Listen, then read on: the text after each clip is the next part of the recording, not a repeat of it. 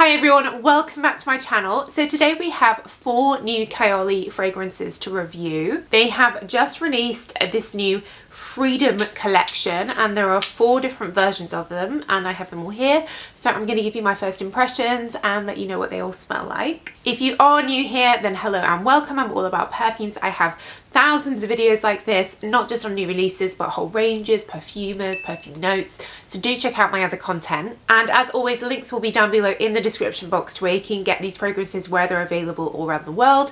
And I also have reviews of all the other Kayali fragrances as well. So do check them out if you're curious. Cool, so there's been a few like collections that have come out from Kayali, which of course is a brand which is run by Monica Tan, whose sister is Huda of Huda Beauty, and they release so many new perfumes every year, it's crazy. So this one here, I have like the PR booklet all about it. It says the inspiration behind the Freedom collection is deeply personal to Mona. It's about embracing freedom in your own skin, celebrating who you are, fully and authentically. So it looks like it's around feeling empowered, anyone who wants to honor their individuality and revel in their beauty. While embracing this freedom can be daunting, nothing is more fulfilling. So there you go. So it looks like the main one is called Freedom Musk Santal, and this one is described as effortlessly elegant, velvety, sensual, easy to wear, hints of soft florals, amber, musk, gentle sophistication that feels perfect for any time of day. So let's give Musk Santal a try. So they all come in these like nude beige bottles that are all slightly different.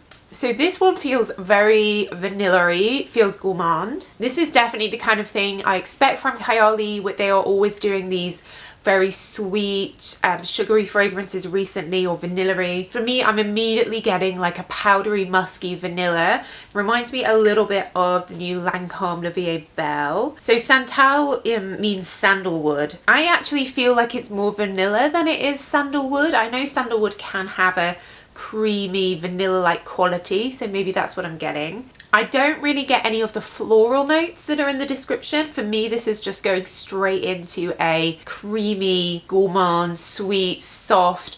It does feel quite, I don't know if powdery is the right word, certainly musky, like kind of like a skin type feeling to it. I'd say the closest one of the existing Kayali range is probably the original vanilla.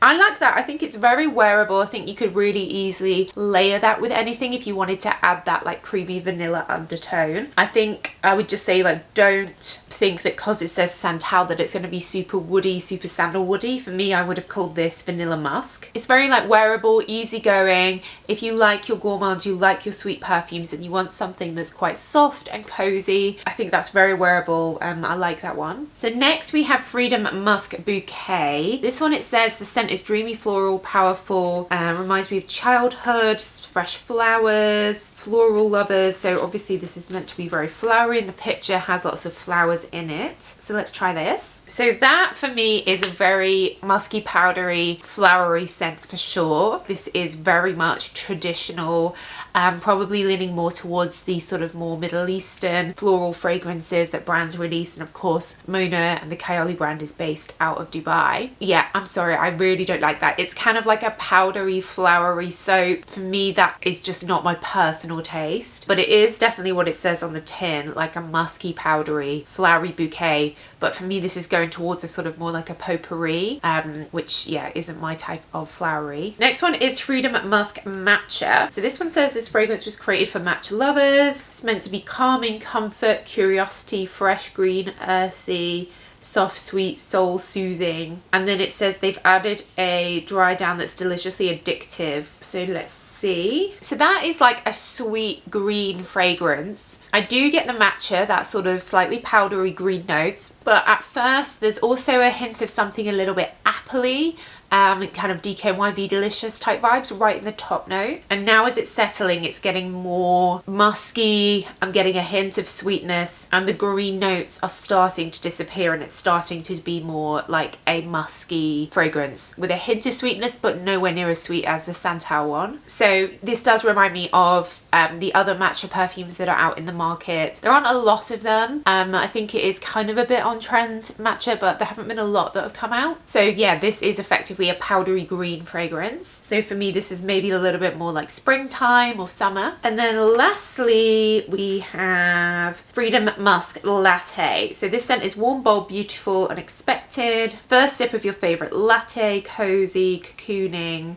Okay, so let's give this a go. So this is very much a nutty feel to it, like a nutmeg latte or something like that. I don't really get like coffee. I get milky and nutty notes, like a nut milkshake, almost like a Snickers bar. And now as it's settling, I'm getting a hint of something flowery and those musky powdery undertones. It does feel quite calming, and I do definitely get that Latonic milky latte vibe, almost a bit like a toffee nut latte, which is my favorite from Starbucks that comes out at Christmas. And there's a hint of cinnamon in here as well, which I guess is giving those like cafe vibes. And what's quite interesting about these, all four are made by 4 different perfumers. So they don't really feel like they are the same fragrance with like 4 slightly different twists. They do all feel different, even though they all have that same musk base. Like musk is definitely the theme throughout all of them, so the name feels right. Personally, for me, the Musk Santal is definitely my favorite. That feels very on trend. It feels very wearable. If you like your gourmands, I think you'll like this. Like if you've liked the pistachio or the marshmallow perfumes that have come out from Kayali, personally think that's the best, and that's the one that I would wear. I think the latte one is interesting, kind of cozy. The matcha one again is interesting, a bit different, a bit like some of the greener Marc Jacobs perfumes. And then the Musk Bouquet I really don't like. For me, that's like an old-fashioned floral scent, but I know some people do like that. So they are all very different, I think, for sure. And I do predict that Musk Santal will be the best seller. This is the 50ml size, which retails around $100. And then these are like the minis, which are around 30 something dollars or pounds. I think they do also have 10ml travel sprays that are a bit cheaper, but these are also £10. And then there is 100ml as well, which will be around like $140-ish.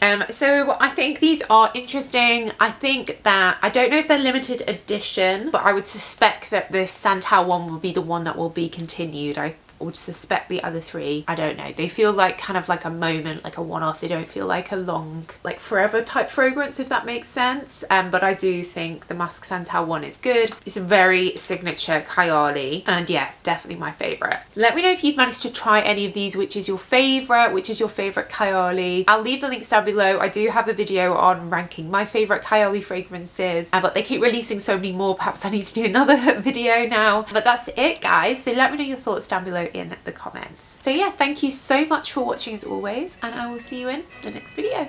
Bye.